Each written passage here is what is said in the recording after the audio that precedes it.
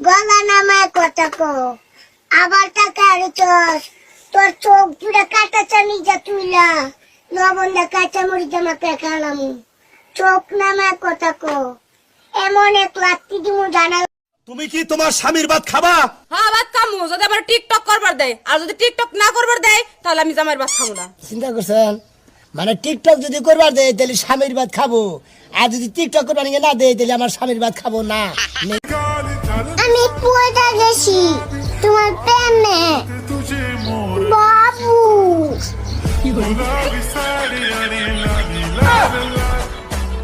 This is baby party, Raja,